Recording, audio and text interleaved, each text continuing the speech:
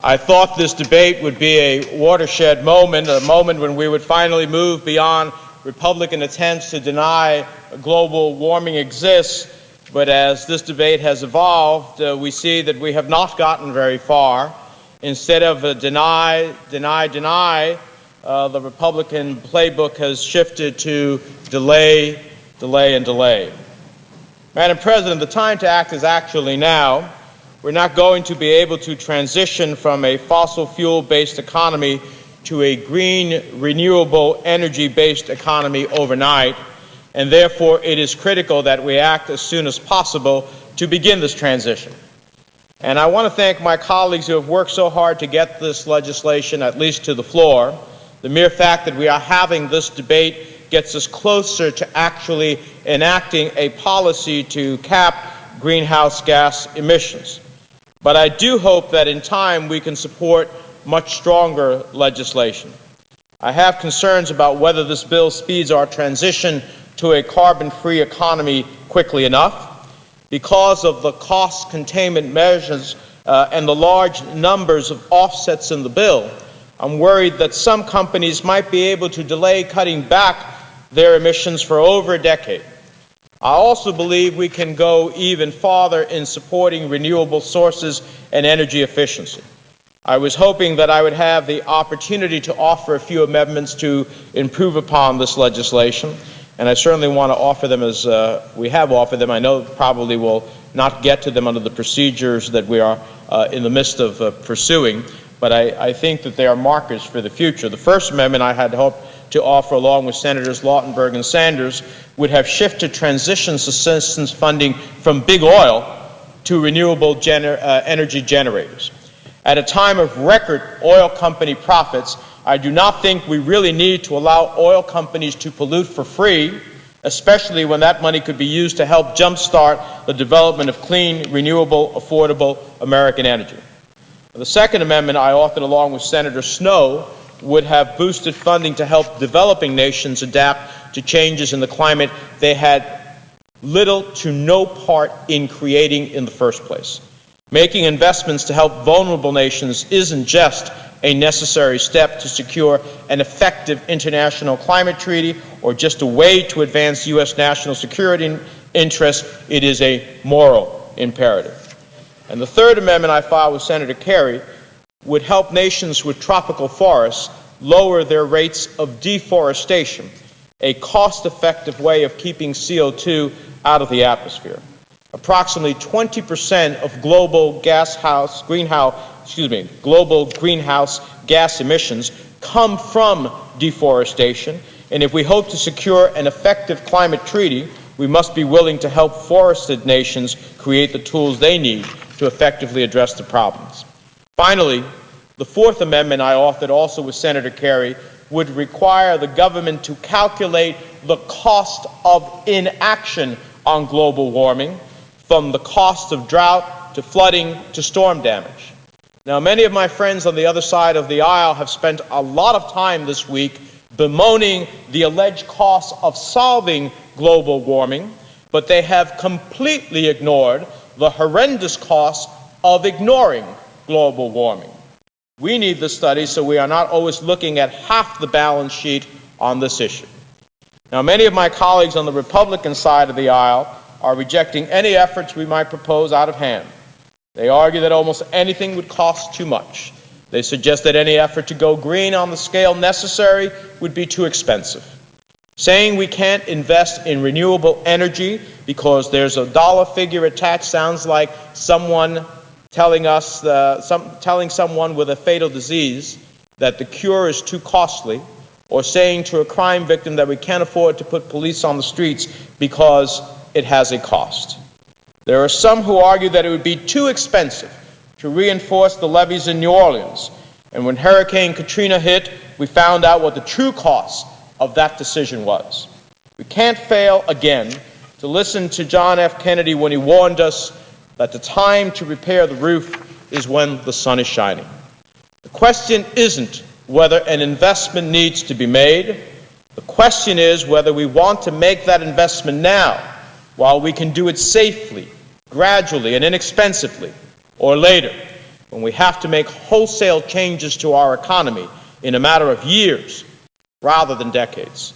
In other words, what we're deciding is not whether to put a cap on carbon emissions. The question is whether we do it now or whether we wait.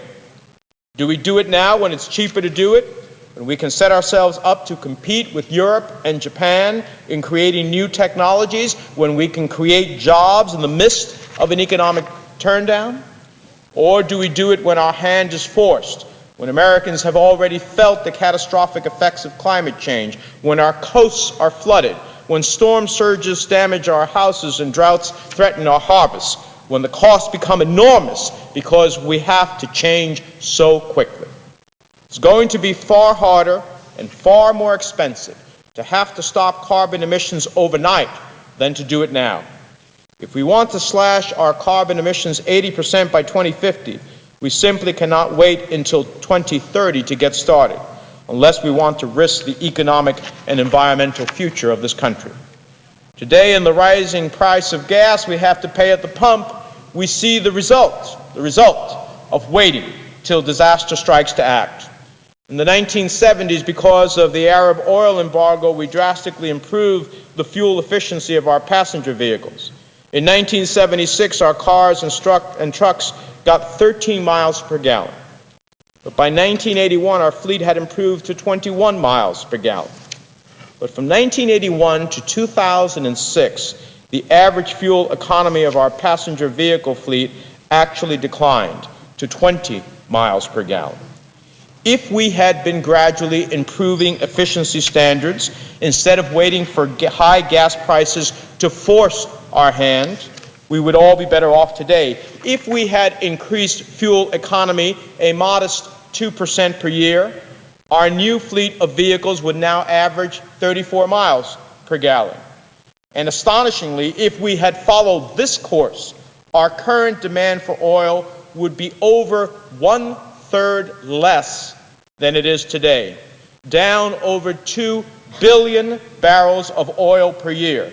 Cumulatively, we would have saved over 30 billion barrels of oil, and 30 billion barrels of oil is more oil than the entire proven oil reserves remaining in the United States. With such a reduced demand for oil, imagine how much less we'd be paying for gas today. Now, some of my colleagues on the Republican side of the aisle are suggesting that capping carbon emissions would cause energy and gas prices to go up. Well, the reality is anyone can tell you that prices have been going up and that they will continue to go up under the present policy of this administration unless we end our dependence on oil. And that means transitioning to free, renewable fuels like wind and solar. We don't have to pay Saudi Arabia for the rights to use the sun to generate power. We don't have to send money to Nigeria for the right to harness the power of wind. The more we improve the technology that can run on renewable fuels, the cheaper every kind of fuel will be. But solving global warming is not just about protecting us from catastrophic weather and hostile foreign regimes. It's also about jobs.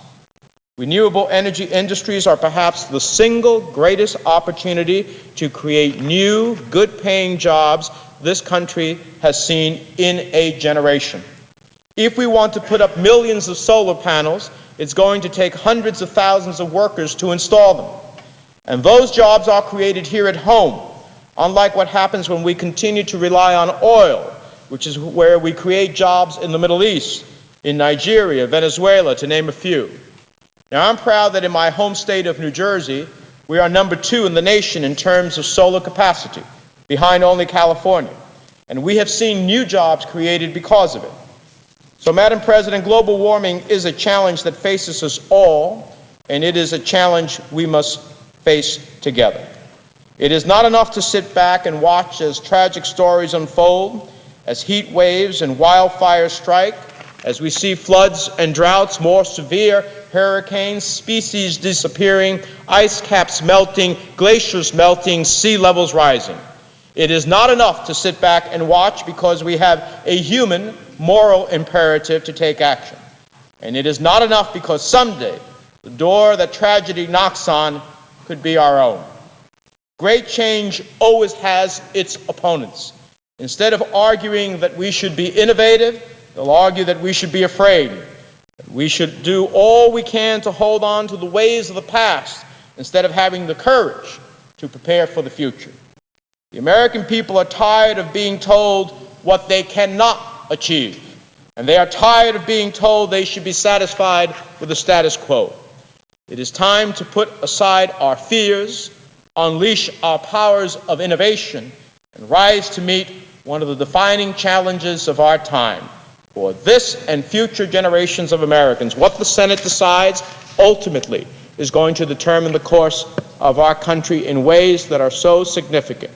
From the course of the environment that we collectively share, both here in America and across the globe, from the question of economic opportunity, from the question of national security, not depending on the oil of countries that have totally different views and values than we have. That is all wrapped up in the debate and the votes that we will be taking.